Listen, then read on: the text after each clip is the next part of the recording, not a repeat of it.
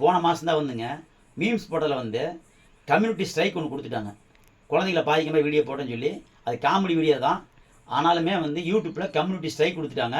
ஒரு வாரம் சஸ்பெண்ட் பண்ணிட்டாங்க. மறுபடியும் பார்த்தீங்கன்னா ஒரு 15 நாளைக்கு முன்னால் ஒரு மீம்ஸ் ஒன்று போட்டேன். அது காமெடி மீம்ஸ் தான்.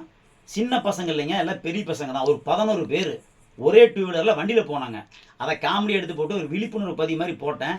ஆனால் போட்ட உடனேங்க யூடியூப்லேருந்து கம்யூனிட்டி ஸ்ட்ரைக் 2ன்னு சொல்லி கொடுத்துட்டாங்க. போன மாதம் ஒன்றுங்க, 15 நாளைக்கு முன்னாடி ஒன்று, 2 கம்யூனிட்டி ஸ்ட்ரைக் வந்துருச்சு. 90 நாளைக்குள்ளேங்க 3 ஸ்ட்ரைக் வந்தாக்க நம்ம சேனலை க்ளோஸ் பண்ணிடுவாங்க. எனக்குன்னா ரொம்ப பயமாயிருச்சுங்க. கஷ்டப்பட்டு 1.5 வருஷமாக சோறு தண்ணி இல்லாமல் தூக்கம் கெட்டுட்டு வீட்டில் பொண்டாட்டி பிள்ளைங்கள பசங்களை துன்புறுத்தி எவ்வளோ சித்திரவதை பண்ணி தான் இந்த வீடியோ எடுத்து கிட்டத்தட்ட 44,000 சப்ஸ்கிரைபர் வந்திருக்கிறாங்க. சும்மாலாம் கிடையாதுங்க. அத்தனையும் போயிருமான்னு பயம் வந்துருச்சு. யூடியூப்பில் வீடியோ போடுறவங்க கம்யூனிட்டி ஸ்ட்ரைக் வராமல் பார்த்துக்கோங்க. ஏன்னா கஷ்டப்பட்டு போடுறீங்க. அதனால் வந்து யூடியூப்பில் சொல்கிற அந்த வழிமுறையெல்லாம் கேளுங்க. உங்களுக்கு மெயில் வரும். ஃபஸ்ட் டைம் ஸ்ட்ரைக் வந்தால் உங்களுக்கு மெயில் வந்துடும். எதாவது வீடியோ போடக்கூடாதுங்கிறது அதை நீங்கள் பார்த்து ஃபாலோ பண்ணிக்கோங்க.